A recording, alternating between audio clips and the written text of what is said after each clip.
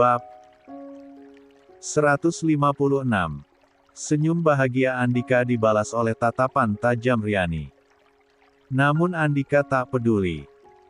Ia malah berjalan masuk ke dalam kamar lalu menutupnya tanpa sedikit pun mengalihkan pandangannya dari sang istri. Riani perlahan mundur saat Andika mendekatinya. Kenapa pulang? Udah lebih dari 30 menit. Gagal.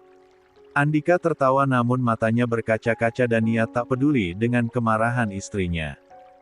Sedangkan Riani masih dengan wajah sewotnya. Sok atuh lanjutin sana jadi James Bond-nya. Sok sana. Nggak usah pulang. Nggak usah mikirin anak istri, Andika menarik Riani dalam pelukannya. Riani meronta sambil menangis minta dilepaskan. Kenapa pulang? Kan abang hebat. Kan abang jagoan. Marahnya dalam pelukan Andika. Mendengar istrinya histeris begitu, Andika pun ikut menangis. Riani memukuli punggung suaminya. Kak Aprilia lagi nangis-nangis minta kesembuhan buat suaminya yang kritis tapi abang malah sok berani menghadapi bahaya. Emangnya abang pikir, kalau nanti ditembak nggak bakalan mati? Saking beraninya. Bang. Riani. Lihat anak-anak bang, lihat Riani. Setiap barang yang hilang akan banyak gantinya. Tapi kalau abang, gimana? Gimana? Tak pernah Riani seemosi ini saat berbicara. Mereka jarang sekali bertengkar dan ini adalah benar-benar puncak kekecewaan Riani. Saat ia kecewa dan ketakutan dalam waktu bersamaan. Ia takut suaminya tak kembali. Riani memang tak paham dunia bisnis dan intrik dunia hitam. Yang ia tahu, suaminya sedang dalam bahaya dan ia takut keberaniannya yang tak diimbangi perhitungan akan mengakibatkan kerugian bahkan nyawa taruhannya. Andika makin erat memeluk istrinya dan ikut menangis sambil mengelus surai coklatnya. Maafkan abang, abang janji gak akan gegabah lagi. Abang janji. Ucapnya lirih penuh penyesalan. Ia sadar jika ia terlalu terburu-buru dikendalikan oleh amarahnya sehingga tidak berpikir panjang kalau orang yang dia hadapi memiliki akal yang jauh lebih licik dari yang dia bayangkan. Andai Riani tidak menelepon, andai dia mengabaikan panggilan dari istrinya tersebut, andai kemungkinan terburuknya terjadi, maka dia tidak bisa membayangkan nasib anak dan istrinya. Segala umur dan urusan manusia ada di tangan Tuhan. Namun tanggung jawabnya sebagai kepala keluarga adalah hal yang harus dia utamakan. Maafkan abang Riani, maafkan abang, ulah kitu-kitu deui, jangan begitu lagi. Andika menganggukkan kepalanya.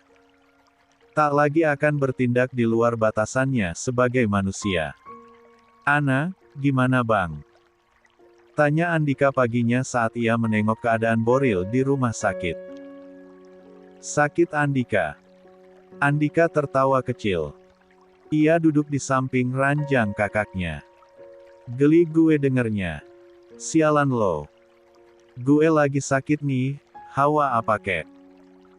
Biar gue enak lidahnya. Pahit banget, lagi-lagi Andika terkekeh. Minta cium sama Aprilia aja bang. Entar juga manis lagi. Ujung bibir Boril tertarik ke samping. Terlihat jelas sekali kalau ia sedang membayangkan wajah istrinya yang cantik dan rasanya ide Andika barusan ada benarnya juga. Bisa dipraktekan kalau Aprilia pulang nanti. Wajah Boril yang tiba-tiba berubah itu membuat Andika heran. Idih. Mesum lo, baru gue bercandain gitu aja mikir jorok. Iya kan bang? Ngaku deh lo. Keluar sana lo, ah. Gue lagi sakit nih. Andika tertawa. Kadang jika mereka sudah bercanda seperti ini mereka melupakan berapa usia mereka. Andika meluruhkan bahunya. Mencoba mengambil nafas panjang untuk bicara dengan serius pada Boril. Info dari polisi, Rigel Damien gak ada di Indonesia, dia kabur gak tahu kemana. Rumah orang tuanya di Jakarta juga dijaga ketat sama polisi karena banyak wartawan yang datang. Ucap Andika sambil memeriksa obat apa saja yang diberikan pada Boril. Boril merebahkan tubuhnya agar sedikit menyender pada sandaran ranjang dibantu oleh Andika. Kasihan orang tuanya pasti. Ucap Boril. Andika menganggukkan kepalanya. Gue gak tahu apa yang membuat Rigel beralih profesi menjadi mafia yang menjual senjata tajam ke luar negeri padahal dia itu pebisnis sukses dan banyak yang bilang kalau dia bakal menggantikan El Sardi. Perusahaannya, gue gak kenal Andika. Wajar karena lo baru berapa tahun ada di circle pengusaha-pengusaha ini. Tapi kalau lo kenal dia, sebenarnya dia anak yang baik. Maka dari itu gua merasa heran kenapa dia bisa nekat menghabisi nyawa orang lain sedangkan dulu dia nggak kayak gitu. Boril lagi-lagi terdiam. Jika mengingat dengan begitu mudahnya Regal Damian menyuruh orang menembaknya dari kejauhan walaupun akhirnya dia selamat namun satu nyawa telah hilang. Baru saja Boril larut dalam pemikirannya atas kematian Wanda, tiba-tiba saja pintu ruang rawat inapnya terbuka dan masuk Aprilia. Awalnya Arik tersenyum melihat sang bidadari bernetra abu itu masuk dan mengira jika Vienna datang sendiri namun ternyata Aprilia menggendong seorang anak bayi perempuan. Aprilia tersenyum menimang anak bayi tersebut. Lalu berjalan mendekat ke arah ranjang suaminya di mana Andika sudah berdiri dengan wajah heran begitu juga dengan Boril. Sayang. UACP Boril. Aprilia tersenyum lagi melihat bayi cantik di gendongannya itu lalu memutar pelan sang bayi dan menuduhkannya pada Boril, Mas. Boleh gak aku bawa pulang? Malam setelah operasi saat Boril sudah melewati masa kritisnya bahkan sudah sadar, Aprilia meminta izin pada Boril untuk menengok anak-anak mereka di hotel. Karena di rumah sakit ini tak memungkinkan jika anak kecil ikut di ruang observasi. Ditemani Bayu, Boril bersedia untuk ditinggal sementara penjagaan ketat mereka terima untuk mengantisipasi segala kemungkinan buruk yang terjadi.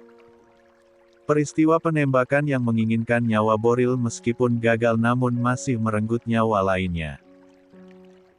Hal ini masih menjadi tanda tanya publik. Pemberitaan media terus bergulir. Tak ada satupun yang menyoroti Rigel Damian karena selain keluarga Rohichan, tak ada yang mengetahui bahwa dialah dalang dari semua ini.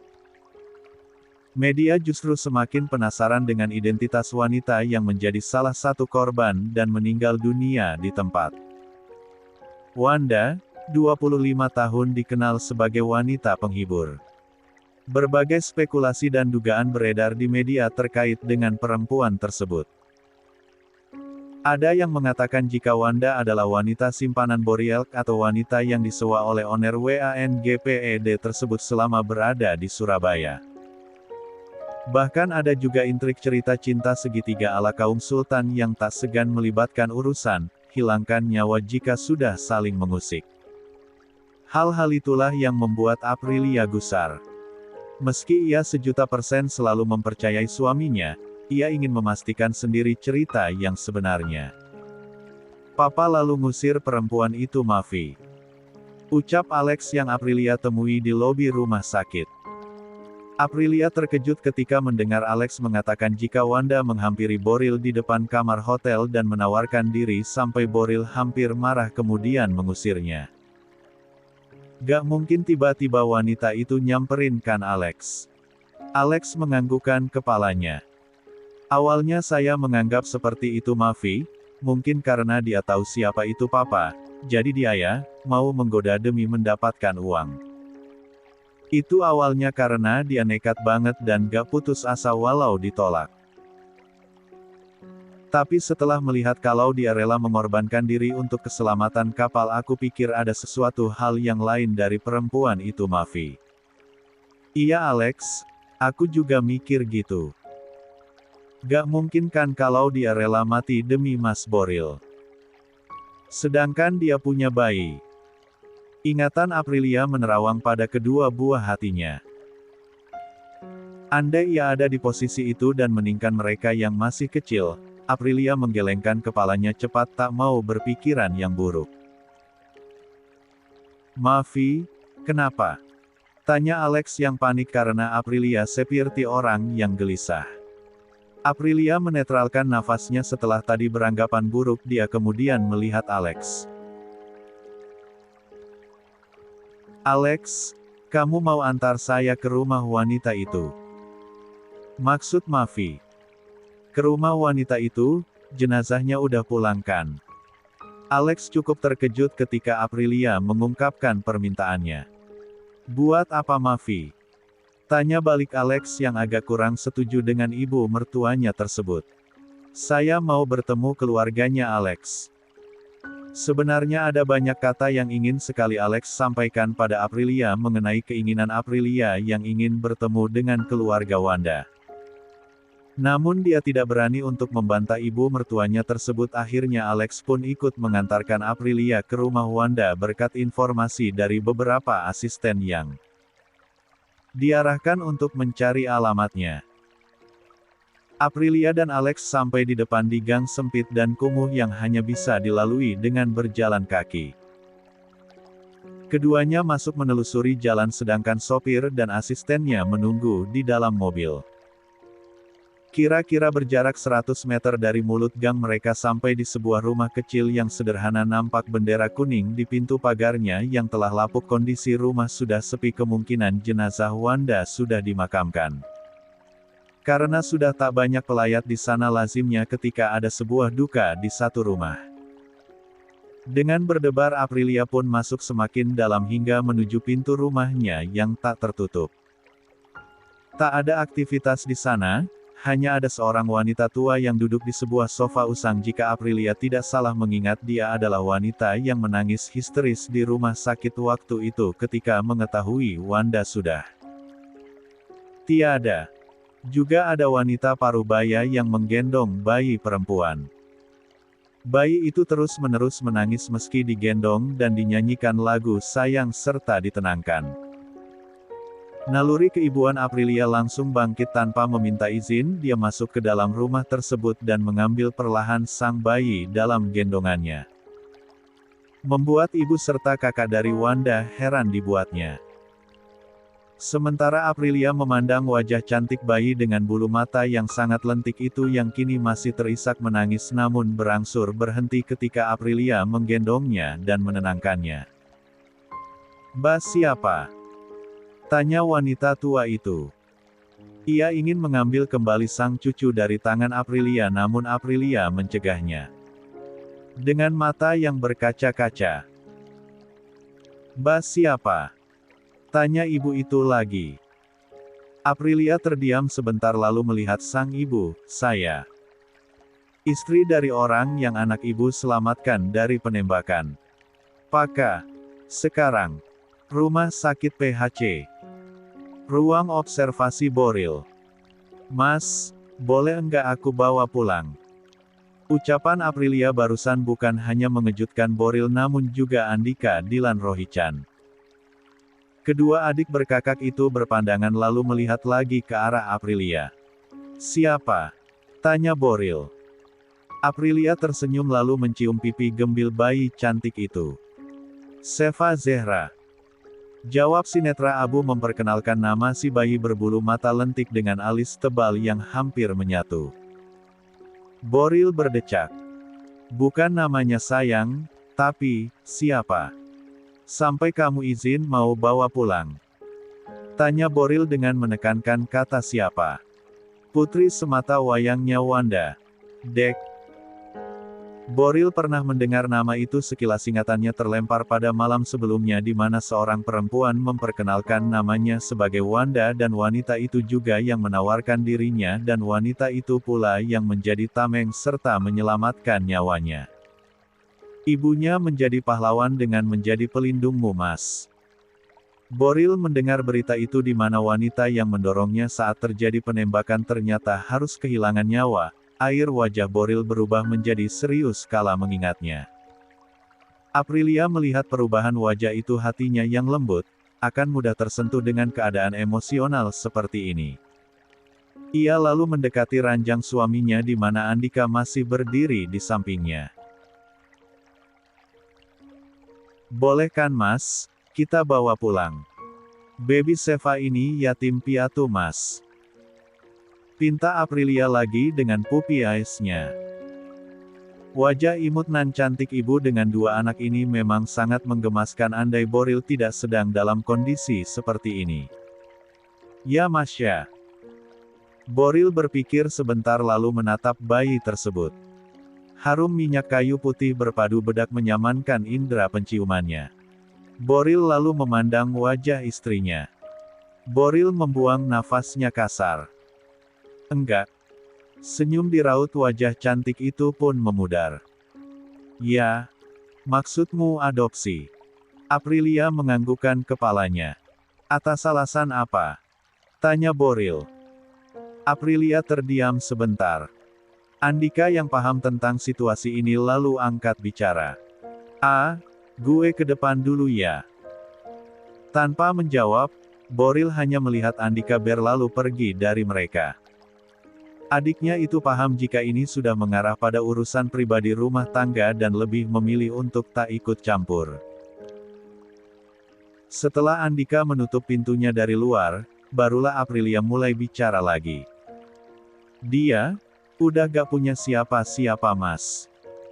Dari kecil gak ada yang tahu siapa ayahnya dan ibunya baru aja. Bukan berarti kewajiban kita buat adopsi dia, Ma," jawab Boril, "Mas."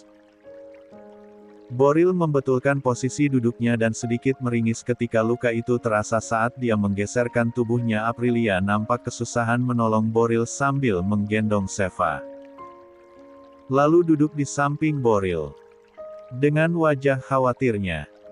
"Mas G apa-apa," ucap Boril menenangkan sang istri. "Lihatlah, kamu mau mengurus bayi sedangkan Mas lagi sakit. Emangnya bisa? Belum lagi anak-anak masih kecil. Butuh perawatan kamu." Aprilia memicingkan matanya. "Itu bukan jawaban dari hati kamu yang sebenarnya Mas." Boril lagi-lagi terdiam, istrinya ini memang tidak bisa dia bohongi. "Jika alasanmu untuk mengadopsi anak itu hanya karena berhutang budi atas jasa ibunya, maka kita bisa membiayai dia dari sekarang sampai nanti dewasa. Mas, kamu tahu siapa ibunya Yu. Dan kita tidak tahu dari mana bayi ini, siapa ayahnya. Tidak mungkin Mas mengambil anak dari seorang wanita malam untuk nantinya disebut menjadi keturunan Mas." Jawab Boril dengan menaikkan tensi suaranya yang membuat Aprilia cukup terkejut. Netranya berkaca-kaca. "Dulu bapak sama ibu gak pernah pandang siapa aku waktu mungut aku dari tempat sampah Mas, kenapa Mas gitu?" Untuk kali ini Boril tidak sejalan dengan kelembutan sifat istrinya dan juga kebaikan hatinya. Karena bapak dan ibu bukan keluarga Rohichan, Aprilia memandang tajam wajah suaminya. Baru ia akan bicara, namun Boril menyela. "Karena bapak dan ibu tidak setiap hari diliput oleh media. Sedangkan kita. Bagaimana nanti kata orang, kalau kita mengangkat anak dari wanita malam yang diberitakan menjalin hubungan dengan Mas pada malam itu. Dengan tidak mengurangi rasa kemanusiaan kita bisa membantunya Yu. Tapi tidak dengan membawanya pulang apalagi sampai mengadopsinya." Terlihat Boril kesulitan mengatur nafasnya karena rasa geram yang menguar dari hatinya. "Mas," panik Aprilia. Ia mengusap bahu suaminya sampai ke lengan agar membantu menenangkan Boril. Sementara dengan tangan satunya ia menggendong Seva. "Maafin aku," isaknya. Boril masih dengan wajah kecewanya. Menjadi seorang pengusaha dan pebisnis tentu citra yang baik perlu kita miliki. Apa jadinya kalau kita mengadopsi dia? Bukankah itu semakin membenarkan dugaan bahwa ibunya adalah simpanan Mas? Bagaimana kalau berita nantinya mengira kalau dia juga anak Mas? Enggak, please. Jangan lanjutin, Aprilia menangis karenanya. Sungguh ketika melihat pertama kali wajah bayi cantik ini dia langsung jatuh cinta dan ingin segera membawa pulang untuk kemudian diasuh bersama-sama dengan putra-putranya tanpa memikirkan apapun lagi. Dia hanya merasa berhutang nyawa karena ibunya adalah penyelamat sesungguhnya. Bayi sekecil ini harus kehilangan kasih sayang dari orang tuanya sehingga Aprilia ingin menggantikan peran itu tanpa berpikir kalau suaminya akan sakit hati. Bagaimana merasakan kesedihan Aprilia, Baby Sheva terus menatap wajah cantik itu membuat Aprilia semakin tergugu menangis. Dia dilema antara menyelamatkan nama baik suaminya atau mengikuti nuraninya untuk mengasuh bayi ini.